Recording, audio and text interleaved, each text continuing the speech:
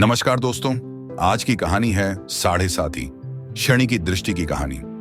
हिंदू सनातन धर्म में मनुष्य की शनि ग्रह दशा के दुष्प्रभाव को साढ़े साथी कहा जाता है और इसी से प्रेरित होकर धार्मिक कहानी लिखी गई है। मुझे आशा है कि यह शनि की दृष्टि की कहानी आपको जरूर पसंद आएगी। काजल नाम की एक लड़की अपने पति के साथ एक अपार्टमेंट में रहती थी। काजल का पति राहुल एक सॉफ्टवेयर कंपनी में टीम लीडर के पद पर था। राहुल बचपन से ही बहुत आध्यात्मिक था, लेकिन उसके उलट उसकी पत्नी काजल बिल्कुल नास्तिक थी। वह ज्यादातर रंगीन दुनिया में जीने की चाहत रखती थी, जिसे वह आज के हिसाब से सही समझती थी। हालांकि इस बात को लेकर दोनों के बीच में कभी भी कोई अनबन नहीं थी। दोनों अपने जीवन में बहुत खुश थे।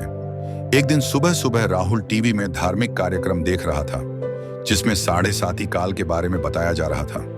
उसी समय काजल चाय नाश्ता लेकर आती है और राहुल के बगल में बैठकर चाय पीने लगती है और थोड़ी ही देर में वह राहुल से चाय पीते हुए कहती है, क्या सुबह से बोर कर रहे हो? और उसी समय टीवी का रिमोट उठाकर चैनल बदल देती है। राहुल को काजल का बर्ताव अच्छा नहीं लगता।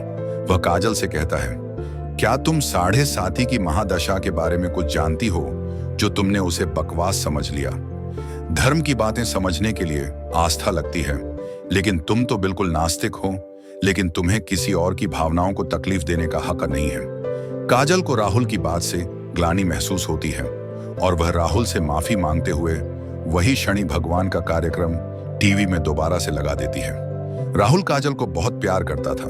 वह मुस्कुराते हुए कहता है, अरे कोई बात नहीं, चलो आज शनि मंदिर चलते हैं। वैसे काजल को मंदिर जाने में कोई दिलचस्पी नहीं है, लेकिन वह राहुल का दिल रखने के लिए मंदिर जाने को तैयार हो जाती है। दोनों एक साथ बाइक में मंदिर पहुंच जाते हैं। मंदिर के आसपास बहुत सी छोटी छोटी दुकानें लगी होती हैं। दुकानों में भक्त अपनी अपनी पसंद की चीजें खरीद रहे होते हैं।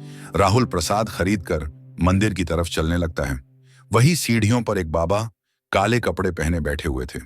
राहुल उनके कटोरे में कुछ पैसे डाल देता है और काजल के साथ मंदिर चला जाता है। मंदिर में शनि भगवान के दर्शन करने के बाद पुजारी से प्रसाद लेकर दोनों सीढ़ियों से नीचे उतरने लगते हैं और जैसे ही वह नीचे आते हैं, वही बाबा काजल को देखकर कहते हैं, बेटी अपना ध्यान रखना। काजल बाबा को प्रणाम करके राहुल के साथ घर आ जाती है। दरअसल बाबा बहुत तेजस्वी थे। उन्होंने काजल को देखते ही महसूस कर लिया था कि उनके ऊपर शनि की दृष्टि पड़ चुकी है, जिससे उसका साढ़े साथी शुरू हो चुका है और उसके जीवन में संकट के बादल घिर गए हैं। काजल के घर पहुंचते ही उसके सर में दर्द होने लगता है।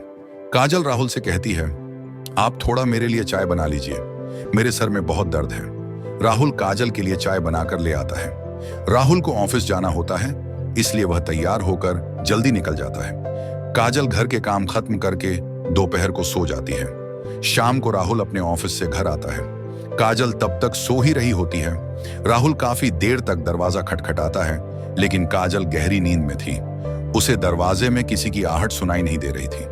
राहुल काजल को फोन लगाता है। फोन की घंटी सुनकर काजल अचानक नींद से जाग जाती है और जैसे उसे पता चलता है कि राहुल दरवाजे पर खड़ा है, वह जल्दी से जाकर दरवाजा खोलती है।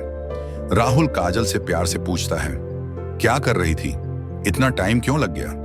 काजल आंख मींचते हुए कहती है, पता नहीं कैसे इतनी ज्यादा नींद लग गई कि आपकी आवाज सुनाई ही नहीं दी।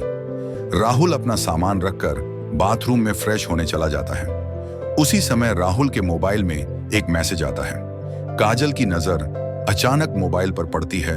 उसमें दिल के निशान के साथ प्यार भरा संदेश दिखाई देता है। मैसेज देखते ही काजल के रोम रोम में आग लग जाती है, क्योंकि वह अपने पति से बहुत प्यार करती थी और यदि वह बेवफा निकले तो उसे बर्दाश्त नहीं होगा। काजल की आंखों से आंसू निकल आते हैं। उसी समय राहुल बाथरूम से बाहर निकल आता है। काजल तुरंत उसका फोन रख देती है और अपने आप को काबू में करके अपने कमरे में चली जाती है। वह सोच रही थी कि अगर राहुल उसे खुद इस मैसेज के बारे में बताएगा तो ठीक है, नहीं तो वह इसके बारे में कभी बात नहीं करेगी और उसकी जिंदगी से हट जाएगी। दोनों के प्यार को ग्रहण लग चुका था। साढ़े साथी काल ने काजल को अपनी गिरफ्त में ले लिया था। काजल का स्वभाव बदलने लगा था। वह अपने पति पर शक करने लगती है, जिसके चलते उसके रिश्तों में दरार आ चुकी थी। कुछ दिनों के अंदर दोनों के बीच में झगड़े होने प्रारंभ हो जाते हैं। राहुल काजल को समझाने की बहुत कोशिश करता है, लेकिन काजल के दिमाग में वही मैसेज घूम रहा होता है। वह राहुल की किसी भी बात पर भरोसा नहीं कर पा रही थी। राहुल काजल को खुश करने के लिए उसे कहता है, चलो मंदिर चलते हैं और वहीं से बाजार घूमने चलेंगे, आज कुछ कपड़े खरीदते हैं। लेकिन काजल गुस्से में वहां से उठकर चली जाती है। राहुल अकेले ही मंदिर चल देता है।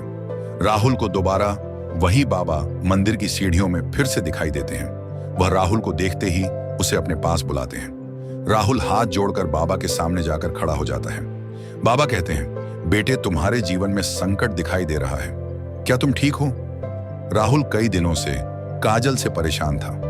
वह बाबा के सामने बैठकर अपनी समस्या बताने लगता है। हालांकि बाबा काजल के 7.5 योग के बारे में पहले से परिचित थे, इसलिए वह राहुल को काजल के ऊपर आए हुए संकट के बारे में बता देते हैं और कष्ट से मुक्ति के लिए उपाय बताते हुए कहते हैं कि तुम्हारी पत्नी को शनि भगवान की विशेष पूजा करनी होगी, जिसके बाद वह सामान्य स्थिति में आ जाएगी। राहुल भगवान का दर्शन करने के बाद घर पहुंचते ही काजल से कहता है, आज मंदिर में वही बाबा जी मिले थे। उन्होंने बताया कि तुम्हारा 7.5 योग चल रहा है, इसलिए तुम्हारे जीवन में चिंता बनी रहती है। तुम शनि भगवान की पूजा करो, उससे सब ठीक हो जाएगा। काजल अचानक राहुल से कहती है कि मेरी समस्या की वजह तो तुम हो। राहुल पूछता है, कैसे? लेकिन काजल बात को यहां वहां घुमा देती है। राहुल काजल को इस बार जोर देते हुए कहता है कि हर शनिवार को तुम शनि भगवान की पूजा शुरू कर दो। लेकिन काजल राहुल को मना कर देती है और गुस्से में कहती है, तुम मुझे किसी काम के लिए मजबूर मत करो, मैं इन सब बातों पर विश्वास नहीं करती। राहुल को समझ में नहीं आ रहा था कि वह अपनी पत्नी को शनि के प्रकोप से कैसे बचाए। वह दोबारा मंदिर की तरफ जाता है और बाबा को ढूंढने लगता है, लेकिन बाबा वहां से जा चुके होते हैं और अब वह अगले हफ्ते यानी अगले शनिवार ही यहां आएंगे। राहुल के पास तब तक का वक्त नहीं था, क्योंकि वह समझ चुका था कि अगर यह सब ठीक नहीं हुआ तो काजल और उसका रिश्ता टूट जाएगा। वह काजल से बहुत प्यार करता था, वह उसके बिना जीने की कल्पना भी नहीं कर सकता था। राहुल मंदिर में पुजारी जी से बाबा के बारे में जानकारी लेता है, लेकिन पुजारी जी को बाबा के बारे में कुछ पता नहीं था। वह कहते हैं, बेटा मैं यहां सुबह से आता हूं, लेकिन मैंने आज तक किसी बाबा को सीढ़ियों पर बैठे नहीं देखा। पता नहीं तुम किसकी बात कर रहे हो। राहुल को ताज्जुब होता है, क्योंकि वह 2 बार बाबा को मिल चुका था। वह शनि भगवान के सामने हाथ जोड़कर कहता है, प्रभु मुझे बाबा से मिलना है, और इतना कहते ही राहुल मंदिर से नीचे उतरने लगता है। अचानक सीढ़ियों में उसके सामने बाबा प्रकट हो जाते हैं और उसे एक शनि भगवान की मूर्ति देते हैं और कहते हैं, इसे अपने घर में रख लेना और इन्हें तेल से स्नान कराना, तुम्हारा कल्याण होगा। और इतना कहते ही बाबा अचानक राहुल के सामने से ओझल हो जाते हैं। राहुल को समझ जाता है ये कोई साधारण बाबा नहीं, बल्कि तेजस्वी आत्मा है। राहुल अपने घर पहुंचकर शनि भगवान की मूर्ति स्थापित कर देता है। राहुल जैसे ही वह मूर्ति को तेल से स्नान कराता है, काजल पीछे से आकर जोर जोर से चिल्लाने लगती है और कहती है, खुद चरित्रहीन होकर ये ढोंग मत करो। अपनी गलती छुपाने के लिए तुम शनि भगवान का सहारा ले रहे हो। अपने आप को आईने में देखो तो पता चलेगा कि तुम कितने घटिया इंसान हो। काजल की इतनी अभद्र बातें सुनते ही राहुल के पैरों तले जमीन खिसक जाती है। उसने उम्मीद भी नहीं की थी कि काजल उससे कभी इस लहजे से बात करेगी। राहुल शांत स्वभाव का था। वह काजल को शांत करते हुए पूछता है, क्या हुआ काजल, आराम से बात करो। काजल तुरंत उसका मोबाइल लाकर वही मैसेज उसके सामने रख देती है। राहुल काजल से पूछता है, ये क्या है? काजल तुरंत कहती है, तुम बताओ ये क्या है और कौन है जिसने तुम्हें यह मैसेज भेजा है? राहुल काजल की बात सुनकर मुस्कुराने लगता है और कहता है, अरे पागल, ये मैसेज उस लड़की ने मुझे नहीं भेजा था, बल्कि कंपनी में काम कर रहे मेरी टीम के एक लड़के ने उस लड़की को भेजा था, और उस लड़की ने मुझसे उसकी शिकायत करने के लिए वह मैसेज मुझे फॉरवर्ड किया था। ये बात सुनते काजल का दिमाग शून्य हो जाता है। उसे कुछ समझ नहीं आता। वह जमीन पर बेसुध होकर बैठ जाती है। राहुल उसके बगल में बैठकर उसका हाथ पकड़कर पूछता है, क्या तुम इतने दिनों से इस मैसेज की वजह से मुझसे झगड़ा रही हो? तुम पागल तो नहीं हो गई? एक बार मुझसे पूछ तो लिया होता। मैं तुम्हारे अलावा किसी और लड़की के बारे में सोच भी नहीं सकता। काजल जोर जोर से रोने लगती है और राहुल के गले लग जाती है।